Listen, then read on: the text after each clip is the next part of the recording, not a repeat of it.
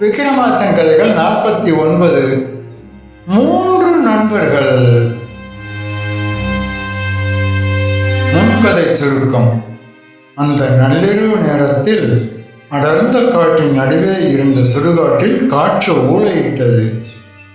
அந்த இருளையும் பயத்தையும் பொருட்படுத்தாமல் மன்னன் விக்ரமாதித்தன் சுடுகாட்டில் இருந்த பிணமரத்தில் ஏறி வேதாளத்தை பிடித்து தன் தோளில் சுமந்து கொண்டு நடக்கத் தொடங்கினான். வழக்கம் போல் வேதாளம் பேசத் தொடங்கியது. விக்ரமாதித்தா, உன் பயண நேரத்தை வீணாக்க விரும்பவில்லை.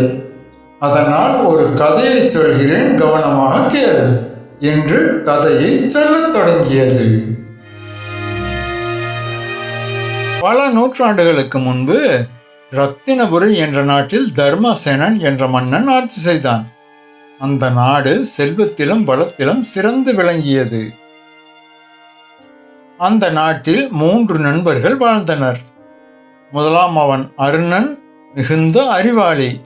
2ஆம் அவன் வீரமணி, அச்சமற்ற வீரன். 3ஆம் அவன் சந்திரன், நல்ல மனம் கொண்டவன், ஆனால் அவ்வளவு புத்திசாலி அல்ல. மூவரும் சிறு வயதிலிருந்தே நண்பர்கள். ஒரு நாள் அவர்கள் தங்கள் ஊரை விட்டு வெளி உலகை சுற்றி பார்க்க புறப்பட்டனர். பல நாட்கள் பயணம் செய்த பின் அடர்ந்த காட்டின் நடுவே இருந்த ஒரு பழமையான கோவிலை அடைந்தனர். அங்கே ஒரு முதிய துறவி தவம் செய்து கொண்டிருந்தார். மூவரும் அவரை வணங்கினர். துறவி கண்களை திறந்து, நீங்கள் நல்ல நண்பர்களாக தெரிகிறீர்கள், உங்களுக்கு தலா ஒரு பரிசு தருகிறேன் என்று கூறினார். அருணனுக்கு ஒரு மந்திர கண்ணாடி கொடுத்தார். இதில் பார்த்தால் உண்மையை அறியலாம். வீரமணிக்கு ஒரு வாள் கொடுத்தார். இந்த வாள் அநியாயத்தை வெட்டும். சந்திரனுக்கு ஒரு சிறிய மணி கொடுத்தார். இதன் மதிப்பை இப்போது புரிந்து கொள்ள மாட்டாய், தேவையான நேரத்தில் இது உனக்கு உதவும் என்றார். மூவரும் நன்றி கூறி புறப்பட்டனர். சில நாட்களுக்கு பிறகு அவர்கள் ஒரு நகரத்தை அடைந்தனர். அங்கே பெரும் பரபரப்பு. இளவரசி காணாமல் போயிருந்தாள். அவளை யார் கண்டுபிடிக்கிறார்களோ அவர்களுக்கு பெரிய பரிசு அறிவிக்கப்பட்டிருந்தது. 3 நண்பர்களும் உதவ முடிவு செய்தனர். அருணன் தனது மந்திர கண்ணாடியில் பார்த்தான். அதில் ஒரு மலை குகை தெரிந்தது. இளவரசி அங்கே இருக்கிறாள் என்றான். உடனே அவர்கள் அந்த மலைக்கு சென்றனர்.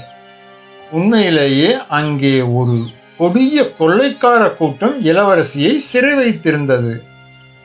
வீரமணி தனது மந்திர வாளுடன் போரிட்டான். கொள்ளைக்காரர்கள் அனைவரும் தோற்றனர். ஆனால் அவர்களின் தலைவன் மிகவும் வலிமையானவன்.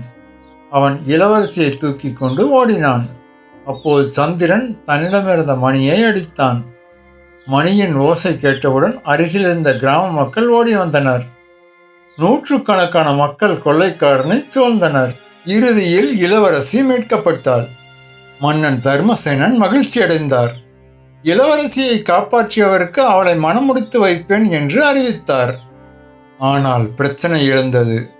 அருணன் கூறினான், நான் கண்ணாடியில் பார்த்து இடத்தை கண்டுபிடிக்கவில்லை என்றால் யாருக்கும் இளவரசி எங்கே என்று தெரியாது என்று கூறினான். நான் போராடவில்லை என்றால் இளவரசியை மீட்க முடியாது, சந்திரன் கூறினான். நான் மணியை அடித்து உதவி வரவழைக்கவில்லை என்றால் கொள்ளைக்காரன் தப்பித்திருப்பான். மூவரும் தங்கள் பங்குதான் முக்கியம் என்று வாதிட்டனர். மன்னராலும் தீர்ப்பு கூற முடியவில்லை. இங்கே வேதாளம் சிறிது நேரம் அமைதியாக இருந்தது. பிறகு கேட்டது, விக்ரமாதித்தா, இளவரசியை திருமணம் செய்யும் உரிமை யாருக்கு இருக்க வேண்டும்?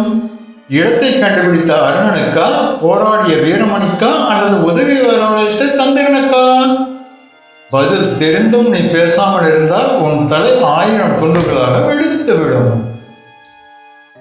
விக்ரமாதித்தன் உடனே பதிலளித்தான். அருணன் வழியை காட்டினான், சந்திரன் உதவி செய்தான். ஆனால் நேரடியாக உயிரை பணயம் வைத்து இளவரசியை மீட்டது வீரமணி. எனவே இளவரசியை மணமுடிக்கும் உரிமை வீரமணிக்கே. வேதாளம் கை கொட்டி சிரித்தது. விக்ரமாதித்தா, நீ மீண்டும் சரியான பதில் கூறிவிட்டாய். ஆனால் நீ உன் மௌனத்தை கலைத்து பேசிவிட்டதால் இப்போது நான் உன்னிடமிருந்து தப்பிக்கிறேன் என்று சொல்லிவிட்டு அவன் தோளில் இருந்து நழுவி பிணமரத்தின் உச்சியை நோக்கி பறந்து சென்றது. பின்னர் தனது வாளை சரி செய்து சுடுகாட்டில் இருந்த பிணமரத்தை நோக்கி மீண்டும் நடந்தான் விக்ரமாதித்தன். ஏனெனில் வேதாளத்தை பிடிக்கும் அவனது முயற்சி இன்னும் முடிவடையவில்லை. அது தொடரும்.